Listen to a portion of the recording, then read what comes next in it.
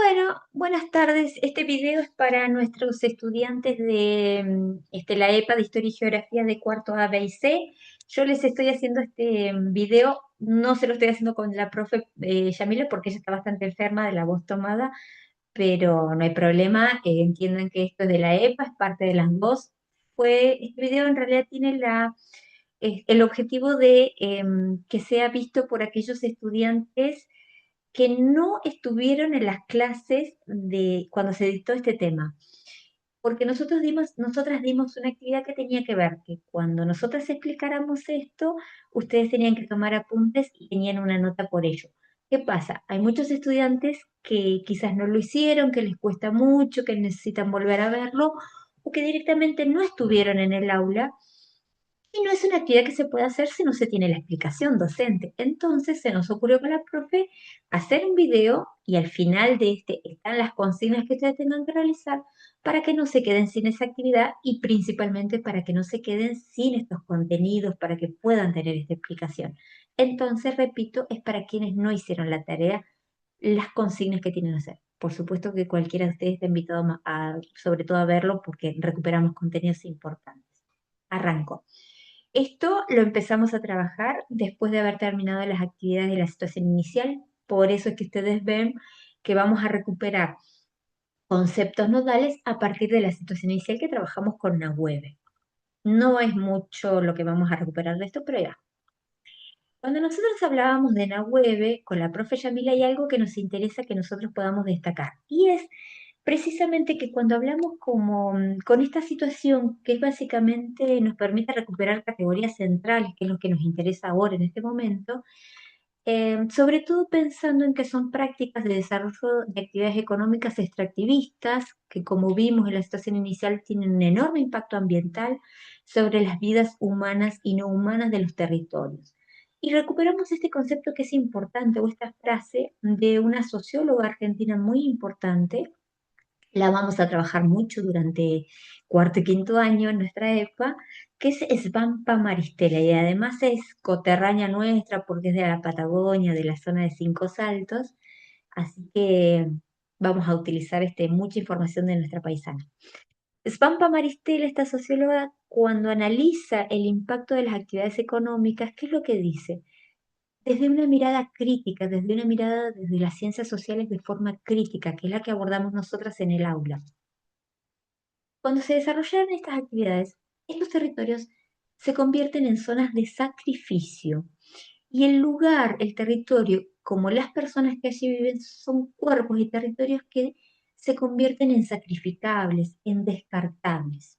Esa es la mirada mercantilista de la naturaleza, la mirada que se impone desde el capitalismo, desde estas prácticas extractivas con un discurso hegemónico que plantea son actividades que van a generar desarrollo, que van a traer trabajo, y se olvidan siempre o se deja de lado, se esconde bajo la alfombra cuáles son las consecuencias ambientales sobre los cuerpos y los territorios.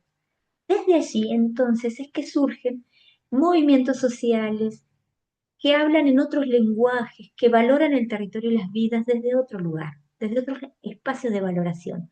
Por ejemplo, la Asamblea del Agua del Norte Neuquino, que reunió, en este caso concreto, a sectores juveniles de espacios urbanos y rurales, porque la represa afecta a poblaciones de Las Ovejas, de Andacollo, de Huinganco, de Chosmalal, de parajes como Los Miches, Los Carrizos, comunidades criollas campesinas, comunidades aborígenes que ven cómo sus territorios son afectados, ese territorio que es espacio de vida, que es identidad, que es espacio de prácticas culturales que bajo la lógica del mercado, del mercantilismo, son sacrificables, pero en su lenguaje son territorios que vale la pena defender, sobre todo el agua también.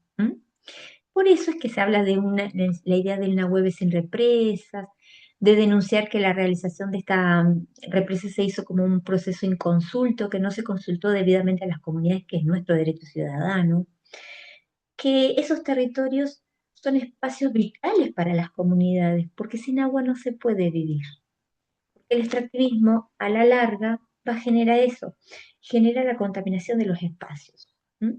Entonces hablan desde otras miradas, desde otros discursos, no de los dominantes, de que entienden el territorio como ese espacio vital, en donde se desarrollan las actividades económicas tradicionales, en donde viven las comunidades. El territorio es identidad, es espacio de relaciones. Y por eso se denuncia todo el impacto ambiental que tiene. Esto ustedes lo tienen en el cuadernillo, todo el impacto que genera la represa. Estas nuevas comunidades también reciben, como decíamos, a las voces de los pueblos olvidados, de los pueblos originarios, de las comunidades ancestrales, que rescatan, por ejemplo, el territorio como una valoración cultural, porque allí habitan sus ancestros. También denuncian que la energía que se va a desarrollar con el proyecto multipropuesto en Agüeve, la energía eléctrica no queda en el territorio, sino que va a una red que permite que otras actividades extractivas se vayan desarrollando. Nosotras en el aula también mencionábamos que estos extractivismos, porque definitivamente es la lógica económica de extraer dentro de la lógica del mercado, del capitalismo, recursos naturales para ser explotados, sin hablar específicamente de las consecuencias ambientales. Y esta lógica del extractivismo es histórica también. Por eso nosotros la mencionamos en nuestra EPA, porque analizamos desde problemáticas ambientales locales, problemáticas contemporáneas desde la geografía, pero siempre la historia nos tiene que brindar el contexto, nos tiene que brindar las explicaciones, le demandamos las explicaciones que nos permitan entender cómo esto se contextualiza y en espacios espaciales mucho más amplios. Por ejemplo, el extractivismo es histórico porque desde la etapa colonial, aquella que ustedes vieron cuando trabajaron el ciclo básico, por ejemplo, el extractivismo en Haití, en Cuba, en México, en donde venían los conquistadores españoles, franceses, ingleses, extraían las riquezas, explotaban cuerpos y territorios y se las llevaban, eso es extractivismo y es histórico. Es desde la llegada de los europeos a este continente. Y que a pesar de que nos hayamos independizado como países y construyamos nuestras repúblicas, el extractivismo como lógica económica, como parte del funcionamiento del sistema capitalista, siguió funcionando. Específicamente para nuestros estudiantes de cuarto A y cuarto B, nosotros lo trabajamos el año pasado en Historia y Construcción Ciudadana cuando hablamos de los estados que se construyen sobre los genocidios de los pueblos originarios.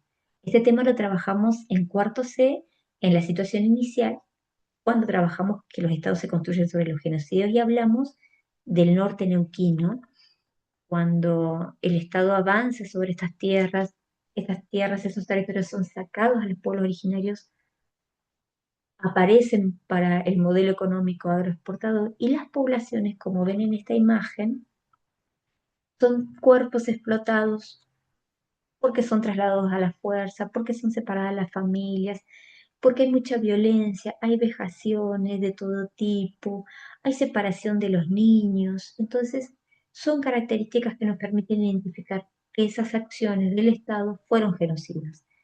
Y sigue en la actualidad el extractivismo, por ejemplo, con el Nahuel. Por eso es una actividad histórica y sigue siendo una problemática presente que a nosotras nos interesa que trabajemos en el aula. Nosotras en el aula con la profe Yamila, para que ustedes puedan entender un poco más, expandimos el espacio, el territorio de explotación, para que entiendan cómo la lógica del extractivismo del Nahueve, de sacar el agua, de convertir la energía, para llevarla sobre todo al espacio de la explotación del fracking, del vaca muerta, amplía la mirada sobre el territorio. Porque acá en la web en rojo, más o menos a grandes rasgos, donde se ubica el proyecto multipropuesto en web, donde se saca la energía eléctrica, como las asambleas del agua del norte neuquino denuncian, esta energía hidroeléctrica, la gran mayoría que se genera, va destinada a vaca muerta, porque esa energía permite a la maquinaria que genera la explotación del fracking, del petróleo y del gas en nuestro territorio para que sea sacado, porque para sacar esa energía se necesita más energía.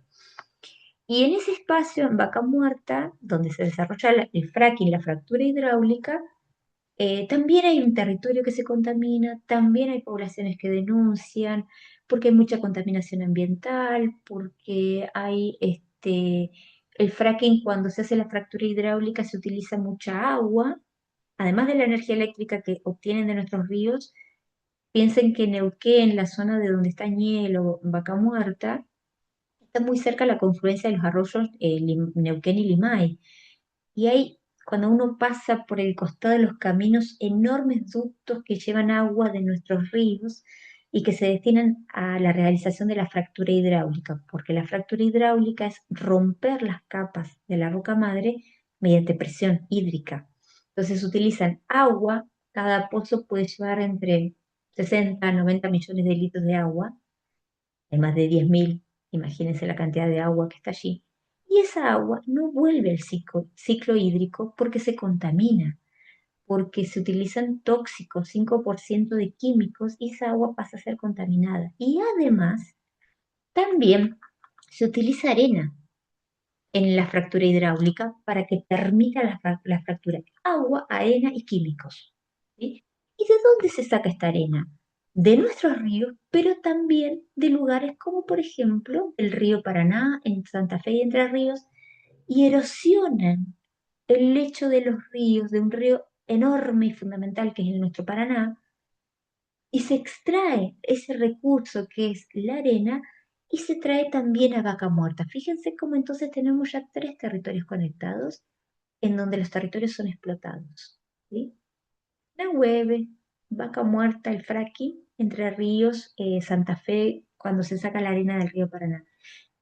¿Todo para qué? Para que ese producto de exportación que se saca, que es el gas y el petróleo de Vaca Muerta, se lleve a puertos están en construcción como por ejemplo en Punta Colorada, Río Negro, y ampliación de los puertos Rosario y Puerto Galván en Buenos Aires, que son desde donde se construyen viaductos, oleoductos, perdón, porque se traslada petróleo y gas, hacia esa zona del puerto y de allí al extranjero. Entonces, el extractivismo en esencia es explotar territorios, sacrificar esos territorios y esas vidas humanas porque dejan enorme contaminación y ese recurso no queda en el país, se va.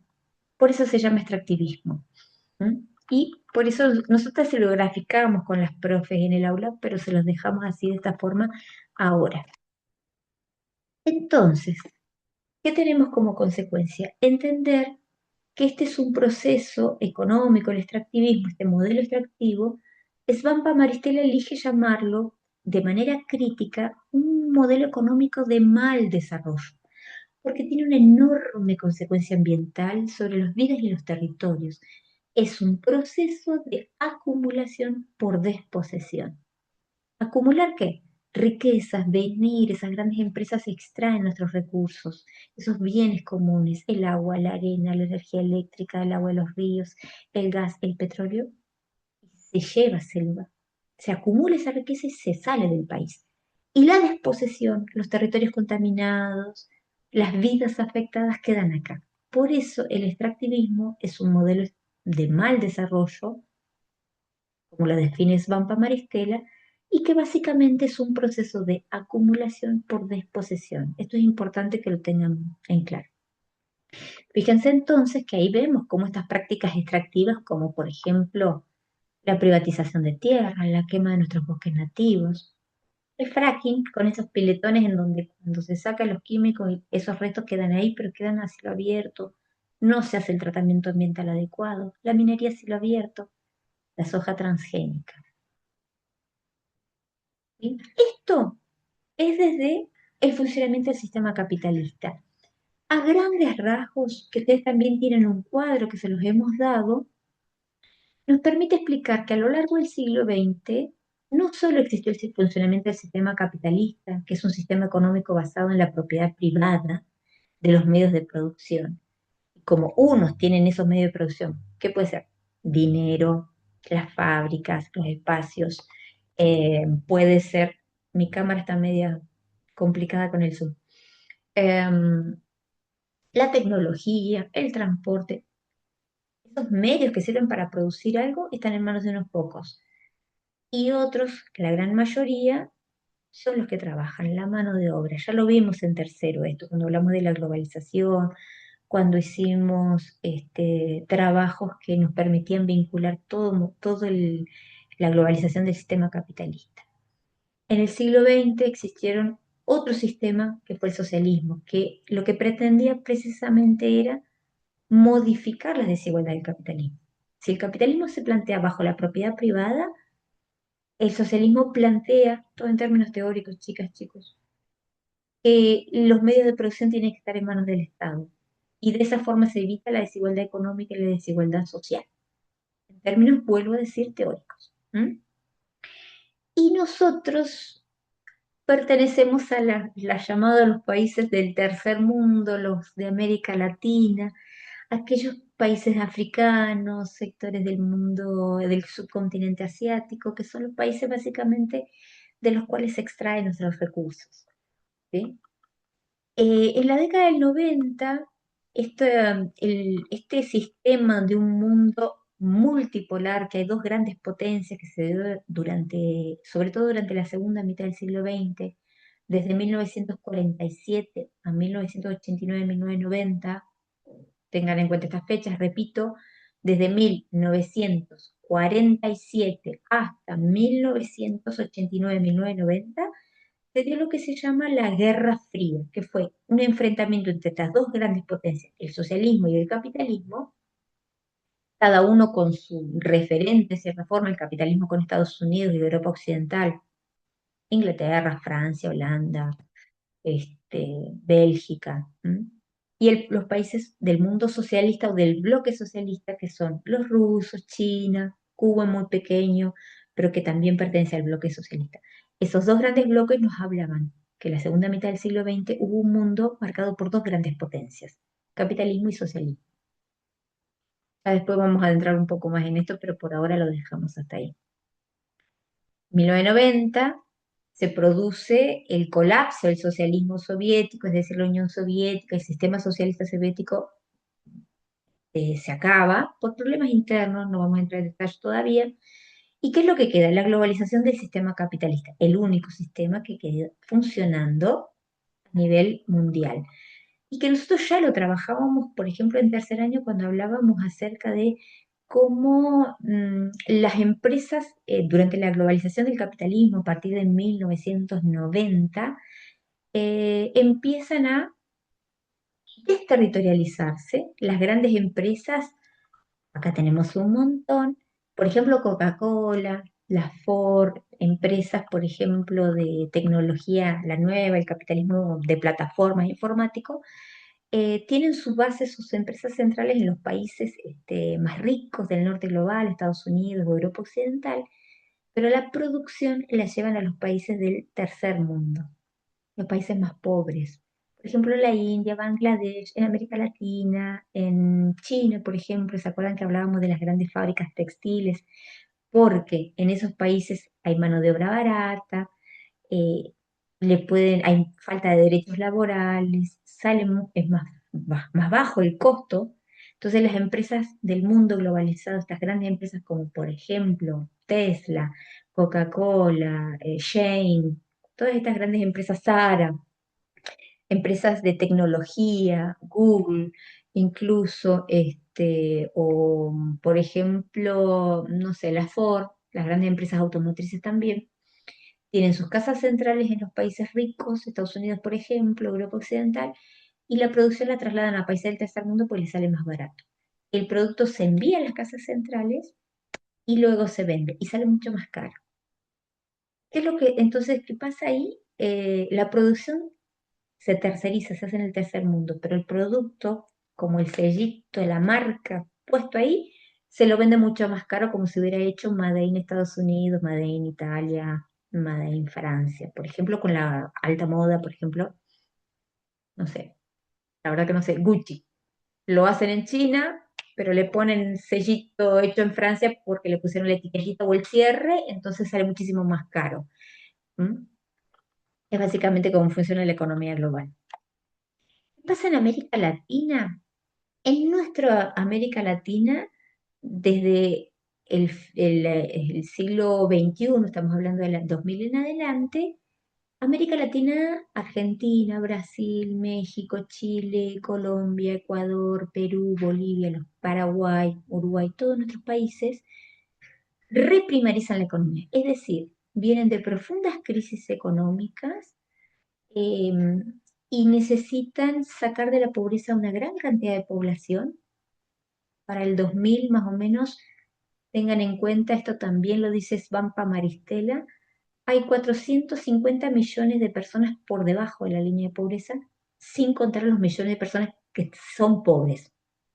Enorme cantidad. Entonces, ¿qué es lo que pasa?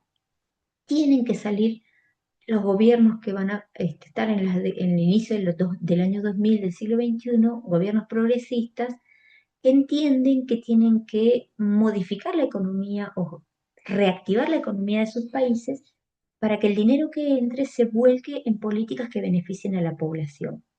Deuda externa no se puede pedir porque ya están endeudadísimos. ¿Cuál es la otra opción? Reprimarizar la economía. ¿Qué quiere decir? Volver a la explotación de productos primarios. Por ejemplo, en Argentina se explotó la megaminería, la soja transgénica y después, por ejemplo, va a ser el fracking, los productos, el gas y el petróleo. En otros países de América Latina hicieron lo propio, puede ser con la minería, petróleo en la zona amazónica, el cobre, el litio, ¿m? El triángulo del litio, ¿se acuerdan que lo vimos el año pasado también? Es el momento de la reprimarización económica. Son productos de materias primas, son productos básicos de exportación, se los llama commodities, pero siguen siendo bajo esa lógica del sistema capitalista. ¿Mm?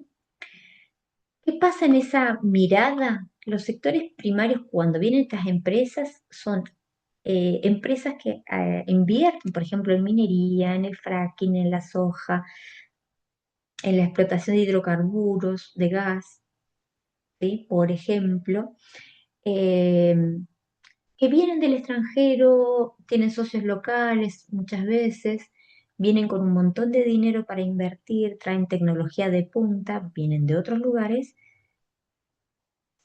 forman, se les llaman las economías de enclave, llegan a lugares que generalmente están muy necesitadas de trabajo, generan trabajo, hay un discurso de que venimos a generar trabajo y desarrollo de la economía, explotan el recurso que sea, metal, litio, oro, cobre, soja, petróleo, gas, maíz, lo que ustedes crean que son productos primarios, cuando se explota eso, se logra extraer esos recursos, se los agota, se van. ¿Qué es lo que queda en esos territorios, en esos enclaves económicos? Nuevamente la falta de empleo, enorme degradación ambiental y consecuencias también en la salud humana. No solo la falta de trabajo, sino la contaminación ambiental, que es lo que generalmente se denuncia desde la crítica al sistema, este sistema económico. ¿Mm? Bien, la idea básicamente era, nuevamente repito, para aquellos estudiantes de cuarto A, B y C que no estuvieron en esa explicación, que les faltó la toma de apuntes para que puedan ver este video y, en primera instancia, elaboren una pequeña línea temporal que abarque desde 1945, fin de la Segunda Guerra Mundial, hasta la actualidad, todas las fechas que he mencionado, periodos claves de la Guerra Fría o de estos dos enfrentamientos que significa el enfrentamiento entre Estados Unidos y la Unión Soviética, a partir de cuando empieza la globalización, estos hitos de la globalización, ¿sí? ¿Qué pasa en América Latina, esos procesos, y qué pasa con la expansión del extractivismo, del neoextractivismo a partir del 2001? ¿Bajo qué lógica se hace la economía en clave? Todo esto que estuvimos hablando. Destaquen esas ideas principales. Y después elaborar una reflexión es mínimo de 150 a 200 palabras, mínimo. De ahí para adelante lo que ustedes quieran. Ya saben que a mí me gusta leer, a la profe Yamila también. Recuerden que son sus apuntes y es su carpeta. Sobre todo piensen que el objetivo es que ustedes tengan material en sus carpetas. Entonces, más que por la actividad en sí, es por sus contenidos en donde puedan recuperar conceptos básicos trabajados: globalización, neoliberalismo, reprimarización de la economía, qué significa el extractivismo, la acumulación por desposesión, ¿sí? Estos son algunos de los elementos que nosotros les vamos a pedir. Durante la globalización, fíjense que ahí dice, de neoliberalismo, vuelvo por eso, que cuando se globaliza el capitalismo, que queda el único sistema, se implementan en todo el mundo las ideas del libre mercado. ¿Qué significa? La idea de que el Estado no intervenga en la economía y las empresas libremente circulen por el mundo, extraen grandes ganancias, pagan pocos impuestos, no tienen buenas prácticas laborales con sus trabajadores. Por eso digo la idea de la globalización cuando hablábamos que las empresas llevan su producción a otros lugares del mundo. Piense que eso es la implementación de las políticas neoliberales. ¿M? Bueno, estas son las consignas y esto es lo que nosotras teníamos para que ustedes puedan trabajar.